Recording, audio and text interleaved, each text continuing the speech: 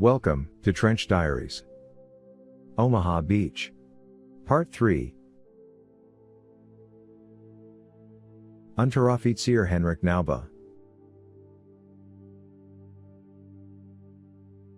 I could see hand-to-hand fighting on the cliffs directly across the ravine from me, with our troops and Americans so close that I could not fire on them because they were mixed up together. The ferocity of that fighting astonished me. Men were lunging at each other with fixed bayonets, with their rifle stocks and even with entrenching tools or shovels. The Americans were charging upon our gunners in the barbed wire emplacements up there. Some men were on fire and other men shot them as they staggered around enveloped in flames. I could no longer see which men were from which army, as the smoke and flames made them all a similar outline as they fought. I was hit and wounded at this point, by shrapnel from a tank round which hit the parapet next to my firing slit. The shrapnel hit my helmet and shoulder and the machine gun was blown out of my hands altogether. I was stunned and I slumped down into the bottom of the trench to try to get the gun back. But the gun was damaged and could not be used. The amount of shrapnel and debris flying around at this point was devastating. We could not put our heads above the top of the parapet or the trench, because splinters were constantly smashing across the top of our point. My new loader was killed outright when a splinter came in and pierced him through the ribs. This was a large piece of metal, and it stuck out from his torso as he lay dead beside me. I thought about what my fate was going to be. In my mind, I accepted that I was going to die. I had seen the ferocity of the fighting on the adjacent cliff and I knew it was only a matter of time before those Americans worked their way around the ravine to where my position was. There seemed to be nothing we could do about it. Also, I knew that we must have surely enraged them by killing so many of their comrades. The beach was literally piled up with corpses that we had shot. So what chance was there of the Americans showing us any mercy now? I expected the Americans to kill me if I offered to surrender. When I thought about the beach, the piles of bodies down there, yes, I thought the enemy would kill us all, regardless of the Geneva Convention or anything like that. Would we have shown them any mercy, if the roles were reversed? If we were the attackers? I doubt that our troops would have shown much compassion in such a situation. Our position was hit again by shells or mortar rounds and that is the last thing that I remember of the fighting. I recall that many pieces of concrete were tumbling around and some of these fell on top of me. After that, I do not remember anything else until I found myself lying on my back. My ears were ringing very painfully. It took me a long time to fully realize where I was or what was happening. My head and body were very painful and I felt very cold.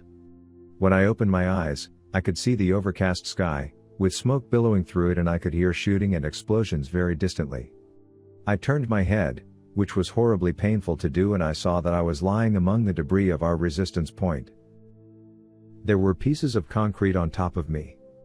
By moving my head, I was able to look down onto the beach over the edge of the ravine and cliff. The first thing that I saw down there was a long row of dead American soldiers. This row was so long that it stretched a very long way across the beach. They were obviously placed there carefully and in order. I could also see wounded American soldiers on stretchers or sitting on the sand, and there were medics moving from one to the other. They had red crosses painted on their helmets. I now became aware of other men crouching on the cliff near to me. I saw from their boots that they were Americans. Their boots were the only detail I could make out from my position on my back, but they were distinct. As I became fully aware of the situation, I expected these Americans to take reprisals against me. For that reason I tried not to move my limbs, even though the debris on top of me was very painful. I was hoping they had mistaken me for a corpse and I wanted them to continue believing that.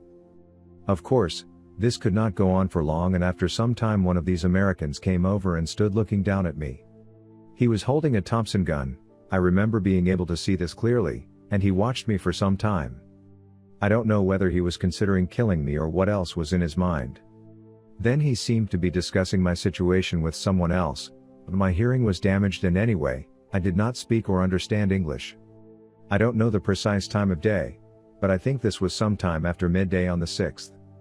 I had been knocked unconscious by an explosion and the Americans who initially overran our resistance point had left me in the rubble.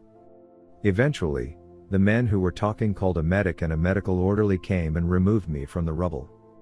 There were 2 German prisoners who were carrying stretchers, and they took me down the ravine path and put me on the beach with the wounded. In this way, drifting in and out of consciousness, I spent the rest of the day lying on the beach. In the evening, some more German prisoners carried me to a ship which transported me to a prison center in England. I was repatriated to West Germany in 1946. The last sight of the beach on the 6th was a terrible one. There were still many bodies in the water and medics were trying to retrieve them. The edge of the water was red from the blood, I could see that very clearly. There were many landing craft half sunk and on fire, and a lot of vehicles which were abandoned or stuck in the sand, jeeps, tracked vehicles and tanks. There was a Sherman tank which had been blown up and was in pieces, with the turret lying on the beach and the tracks scattered around. There were many aircraft overhead and smoke drifting everywhere.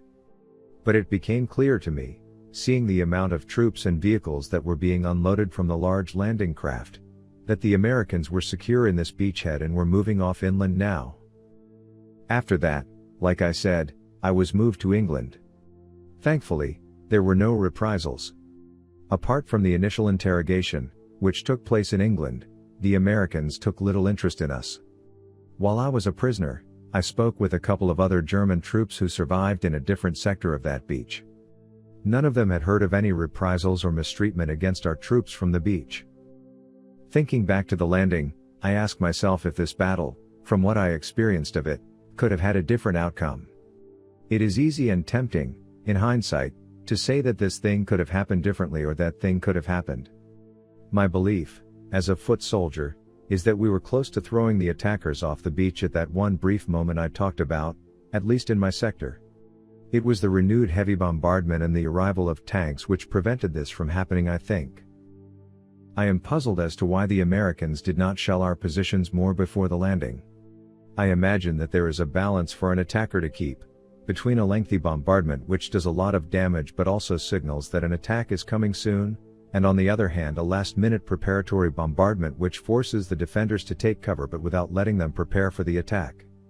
Nevertheless, considering their capability, I am surprised that their aircraft did not attack us more overnight on the evening of June 5 or at first light on the 6th, when the bombs from their heavy bombers fell wide. I think that would have disrupted our defenses and still prevented us from reacting in time by bringing up reserves and so on. I had 10 years to look back on the events of that day. The fact remains that we Germans were sent there to defend the beach and the Americans were sent there to attack and occupy it. If our roles were somehow reversed, would the Americans have chosen to fight any differently from the way that we fought? I think that they would have applied themselves to their tasks and followed their orders with the same determination that we did. On a wider scale, now that we have time to look back and reflect on it, it seems to me that the whole situation in Normandy was really the fault of our regime in the Reich for involving the Americans in the European theater at all. I remember after the Japanese attack on Pearl Harbor, the American declaration of war was purely against Japan, not against their ally Germany. This made sense, of course. Germany did not bomb Pearl Harbor.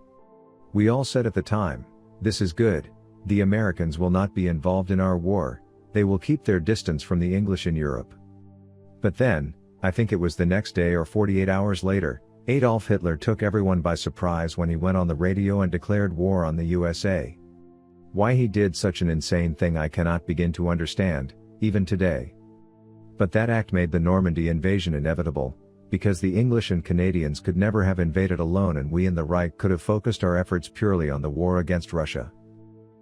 I sometimes imagine how our lives would have turned out if Hitler had not done this. The destinies of so many people would have developed in completely different ways and forms.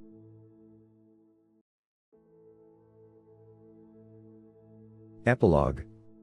Henrik was part of the 352nd Infantry Division of the Wehrmacht. The book from which his experience is taken claims it to have been the 325th Infantry Division. This, however, is false, as the 325th ID was tasked with the occupation of Paris and never went to the beaches of Normandy. It is probably just a typo. Henrik himself was defending Dog Green sector of Omaha Beach, which incidentally is the part of the beach which is depicted in the opening scene of the film Saving Private Ryan. Following the Normandy landings, the 352nd ID suffered around 9,000 casualties in the span of 6 weeks and was completely annihilated by the end of July, 1944.